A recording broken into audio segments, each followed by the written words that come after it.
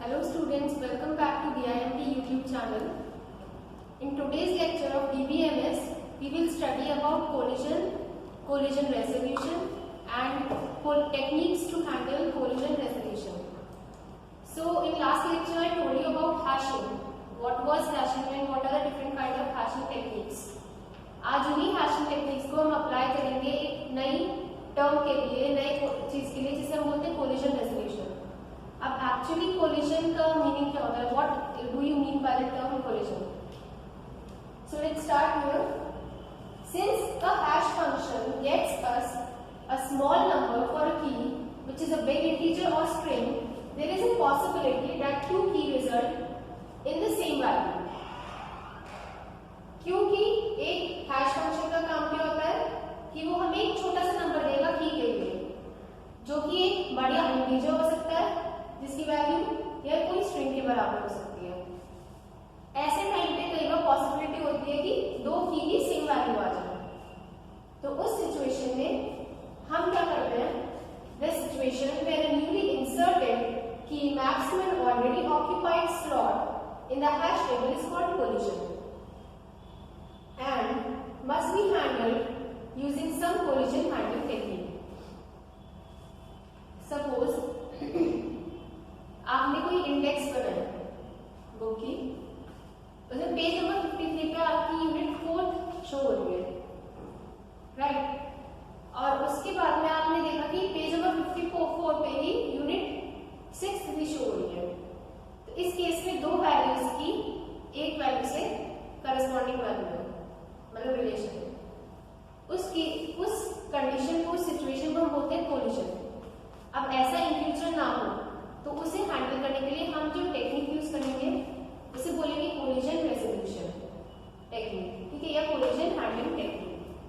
अभी होती क्या है? What are the chances of collision with large table? क्या चांसेस है कि कोलिजन हो सकता है टेबल में? Collision are very likely even if we have big table to store keys.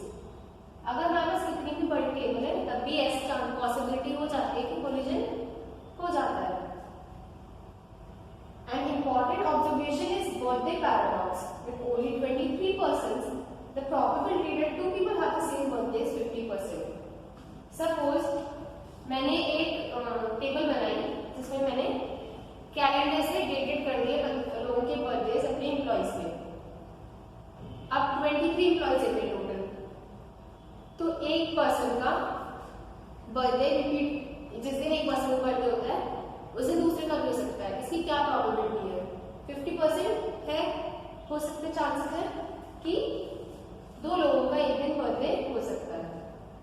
अब हाउ टू हैंडल कोलिजन? इस केस में हमें क्या करना चाहिए, क्या स्टेप्स लेने चाहिए? There are mainly two methods to handle collision, separate chaining और second open addressing.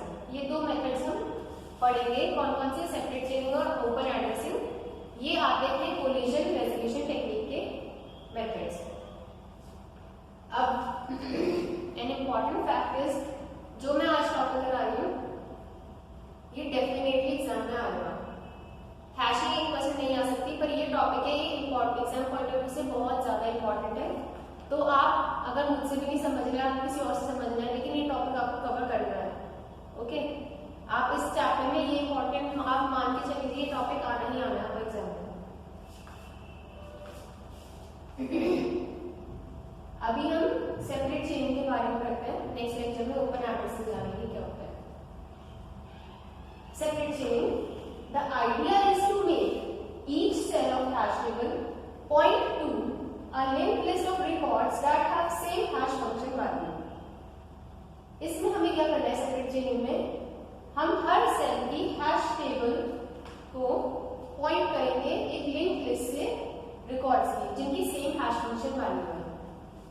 Late us consider, अभी ये आपको समझ में आ गया इस लाइन का मतलब, एक स्टेटमेंट का मतलब एक आगे के एग्जांपल से. Let us consider a simple hash function as key mod 7. एक हैश फंक्शन कंसीडर करिए key mod 7 and sequence of keys as 50 700 76 85 92 73 101. एक हमने हैश फंक्शन कंसीडर किया की मोड 7. इसका कोई ऐसे टेक्निकल मीनिंग है, मान लीजिए हैश फंक्शन है बस. ये सारी कीज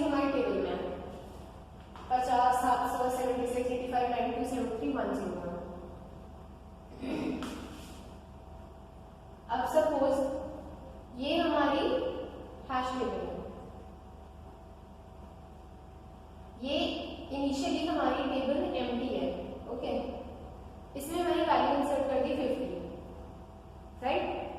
फिर मैंने इंसर्ट की 700 और 76। की मोड 7 वैल्यू है, मतलब सपोज 50 है, 50 का मॉड्यूलस निकालेंगे 7 से। मॉड्यूलस क्या होता है, सपोज मैंने 7 से डिवाइड किया 50 को, 7 7 से 49, रिमाइंडर क्या आएगा 1, मतलब जो रिमाइंडर है उस वैल्यू पे हम इंसर्ट कर देंगे 50 को, ठीक। फिर हमने डाली 700, 7 से डिवाइड, की मोड 7 मतलब 700 का मॉड्यूलस क्या होगा, 7 से निकाला जाए तो रिमाइंडर क्या बचेगा 0। तो इस टेबल में 0 पोजीशन पे डाल दिया मैंने 700।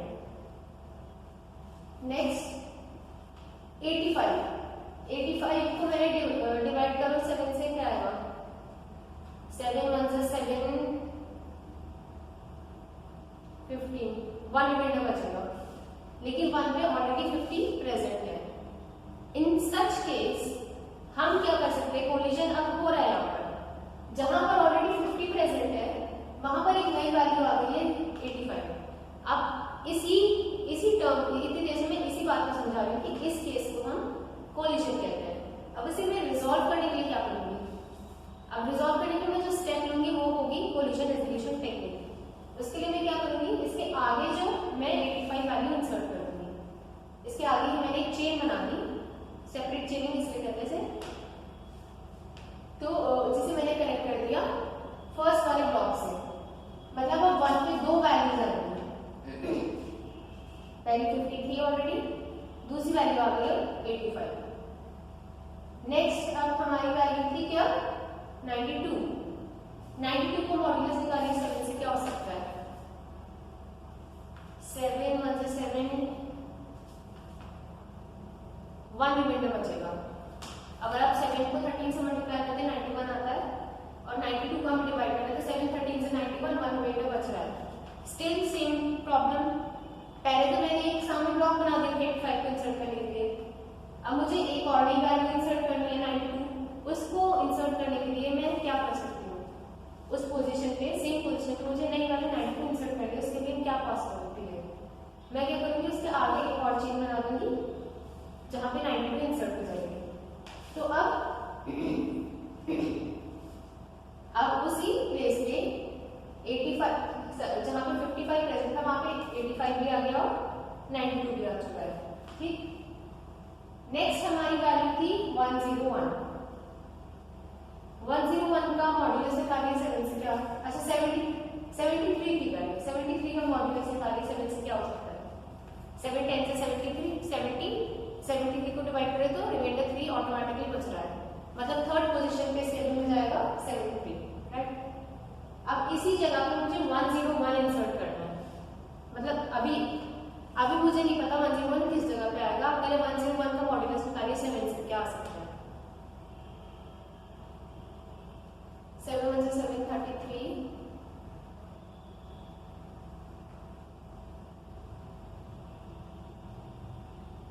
3 रिमाइंडर बच रहा है इसमें, और ध्यान से सुनो, अगर 101 को हम 7 से डिवाइड करते हैं तो 3 रिमाइंडर बचेगा, मतलब 7 की 101 का मॉड्यूलस 7 से निकाला जाए तो 3 रिमाइंडर इज डेफिनेटली रिमेनिंग।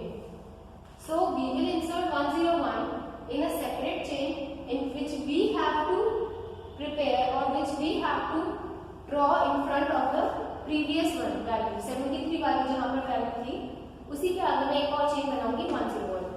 तो यहाँ पर क्या हो रहा है, बहुत सारी वैल्यूज है, कोलिजन अगर हो रहा है लेकिन हैंडल ही नहीं हो रहा है, ठीक है। कैसे हो रहा है, सेपरेट चेन, हमने जो मेथड यूज किया है यहाँ पर वो है सेपरेट चेनिंग। हमने क्या कर दिया है, चेन बना दी है, उसमें हमने एक करके सारी वैल्यूज इंसर्ट कर दी, राइट।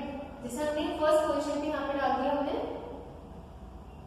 85 और 92, थर्ड पोजीशन पे एग्जिस्ट कर दी दो वैल्यू 73 और 101, मतलब एक पोजीशन पे दो से ज्यादा की वैल्यूज एग्जिस्ट कर दी है। So this method is therefore called separate chaining method. Now look at the advantages of separate chaining. First advantage of separate chaining is that it is very simple to implement. अब मैंने आपको ये method बताया, ठीक है, आपने सिर्फ ये फिगर देखी क्या आपको इसमें कोई डिफिकल्टी लगी? कुछ समझने में आने में? ऐसा तो नहीं है कि ऐसा कि बहुत ज्यादा कॉम्प्लेक्स प्रोसीजर है, बहुत सिंपल प्रोसीजर है। तो यही इसका एक एडवांटेज की तरह यूज होता है। मतलब इसमें ये एडवांटेज है कि बहुत इजीली समझ में आने वाला बहुत सिंपल प्रोसीजर है इम्प्लीमेंट करने के लिए और अंडरस्टैंड करने के लिए। सेकेंड एडवांटेज है इसका, hash table never fills up, we can always add more elements to the chain. ये हैश टेबल आप देख लीजिए, यहाँ पर पहले 50 वैल्यू थी फर्स्ट पोजीशन पे, फिर 85 आ गई, फिर 92 आ गई एंड सो ऑन, और अलग अलग वैल्यूज, कितनी भी नंबर ऑफ वैल्यूज इंसर्ट हो सकती है। तो ये हैश टेबल कभी खत्म नहीं होगी, कभी भरेगी नहीं, हम और नई चेन्स ऐड कर देंगे इसमें। तो ये इसका एक एडवांटेज है। थर्ड एडवांटेज है कि less sensitive to the hash function और लोड फैक्टर्स। हैश फंक्शन के लिए बहुत ज्यादा सेंसिटिव प्रोसीजर नहीं है कि इसमें कोई गलती हो सकती है, ठीक है। ऐसा कोई इतना कॉम्प्लेक्स नहीं है कि हमसे कोई मिस्टेक हो सके इसमें, या फैक्टर्स लोड करने में कुछ प्रॉब्लम हो सके। It is mostly used when it is unknown how many and how frequently keys may be inserted and deleted. ये ज्यादातर कब यूज हो सकता है जब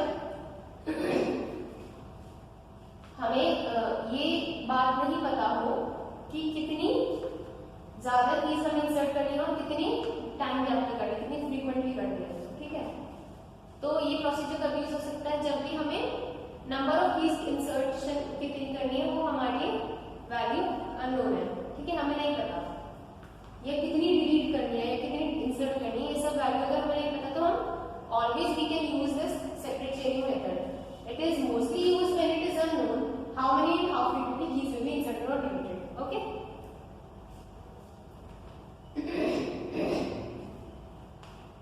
Next हम पढ़ते हैं, जैसे हर चीज की एडवांटेज होती है डिसएडवांटेज भी होती है, इसके डिसएडवांटेजेस क्या होती है? फर्स्ट डिसएडवांटेज is की cash performance of चेनिंग is not good as keys are stored using a linked list। इसमें क्या होता है, हर चेनिंग की कैश क्या होता है, कैश होती है एक्स्ट्रा मेमोरी, ठीक है।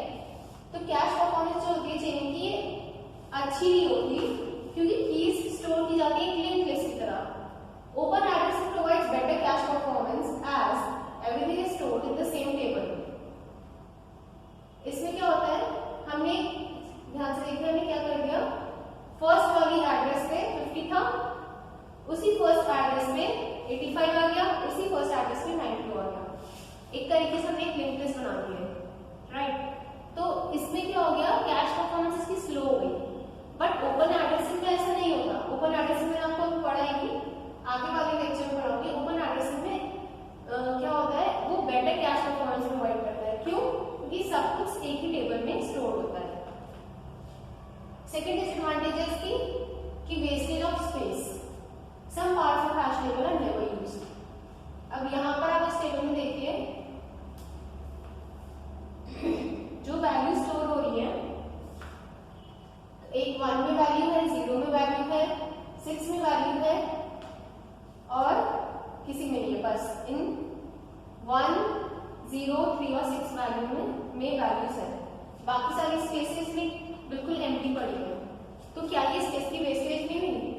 तो एक इसमें क्या होता है, सेपरेट चेनिंग में एक डिसएडवांटेज ये है कि इसमें स्पेस हमारी वेस्ट जाती है, वेस्टेज ऑफ स्पेस होता है।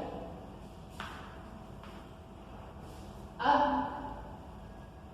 if the chain becomes long then search time can become ON in the worst case। अब अगर चेन हमारी ऐसे कंटिन्यूअसली चलती रहे, ठीक है, तो सर्च भी हमारी इतनी लंबी चलेगी। Suppose you can see in this diagram, if I am searching for value 92, उसके लिए मैं क्या करूंगी, पहले 0 पे चेक करूंगी, इन सारे पे एक करके चेक करूंगी, नहीं मिलेगा, फिर मैं हर वैल्यूज की चेन्स को चेक करूंगी। तो इसमें क्या होगी, टाइम कैलकुलेशन की बढ़ जाती है, सर्चिंग की बढ़ जाती है। तो इसीलिए इसकी टाइम कॉम्प्लेक्सिटी हो जाती है ON। आप सब लोगों ने सी पढ़ी है, hope you are aware of this time complexity. किसी भी एल्गोरिथम की टाइम कॉम्प्लेक्सिटी होती है कि उसे एग्जीक्यूट होने में, उसको सक्सेसफुली एग्जीक्यूट होने में कितना टाइम लगता है। यहाँ पर इसकी कॉम्प्लेक्सिटी है कैपिटल ON। फर्स्ट